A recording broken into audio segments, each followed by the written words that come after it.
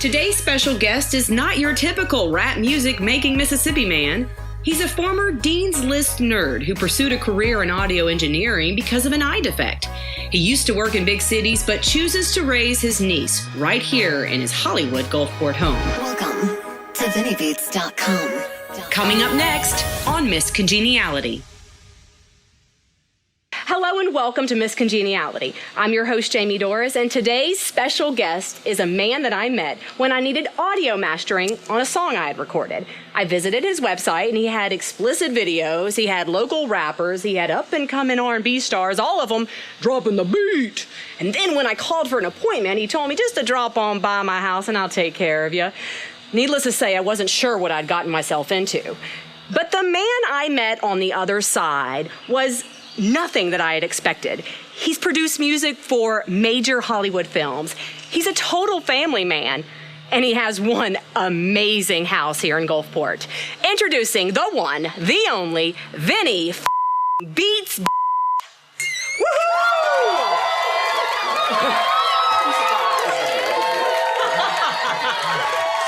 Come on in, don't be shy. This is your house, not mine. Would you like to move in? No. Oh, come on. Was that a... Did you just ask me to move in? Yeah, you just like the house that much. I'm lonely. It's a big house. Guys, vote for me.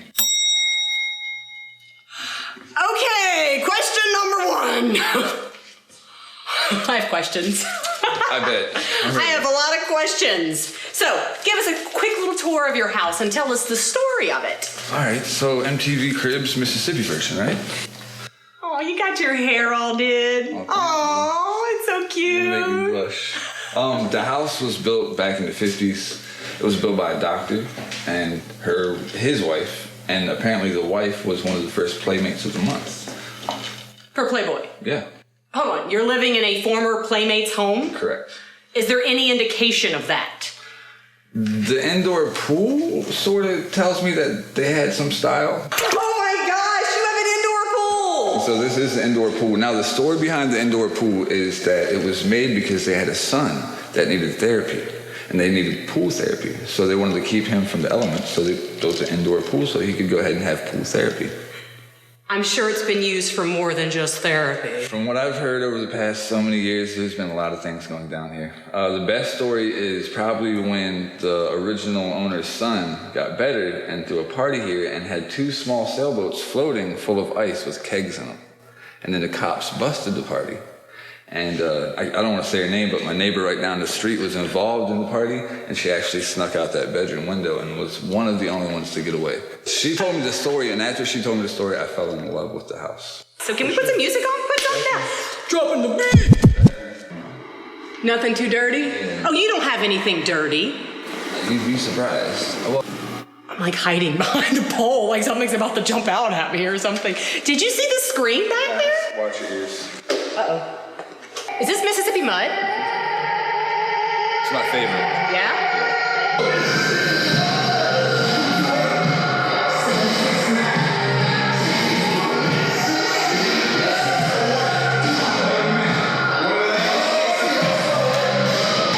You don't dance to your music? No, man. How do you enjoy it?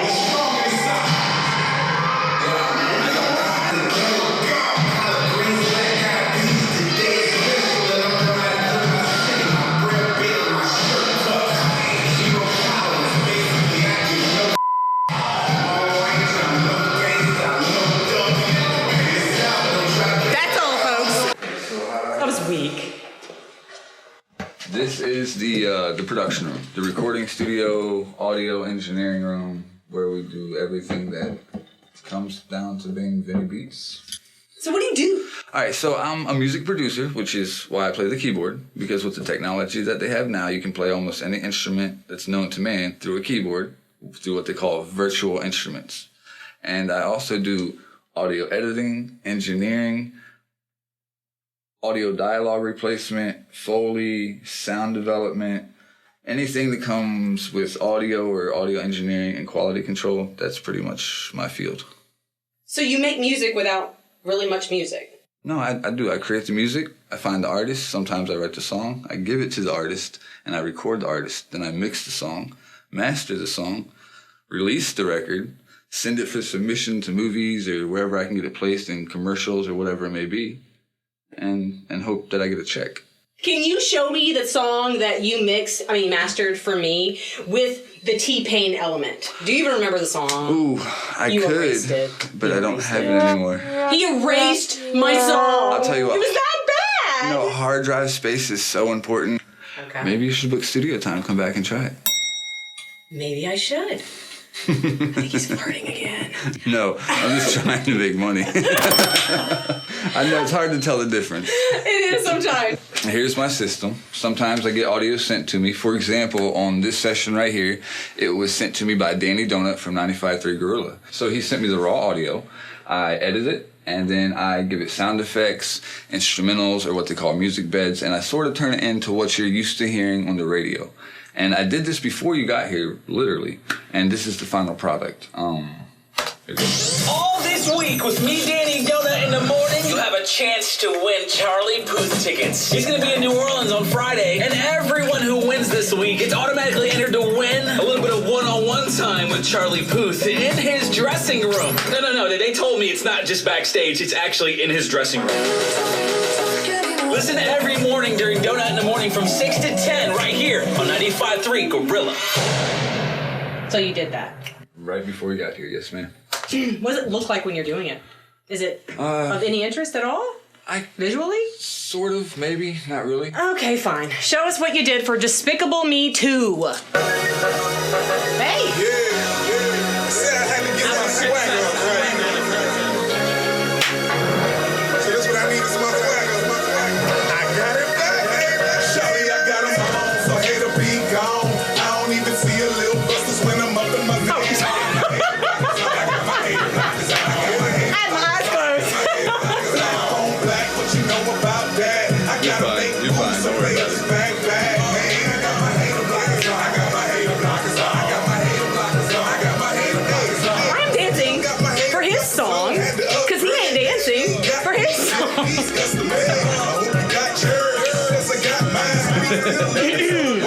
So what else have you done besides that? Can you name off a few of your popular productions? Two Pistols, Plies, Jeezy, a little bit with Lil Wayne one time, Rick Ross,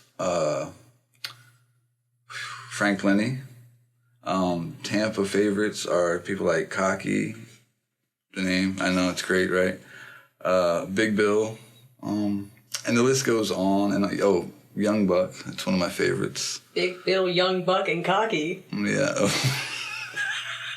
Yes, I'm a total white girl. I know, I got it. No, I mean, imagine how I was. I was 18, 21 at the time. Complete nerd, Dean's List, out of college dork, just really good at making hip-hop music.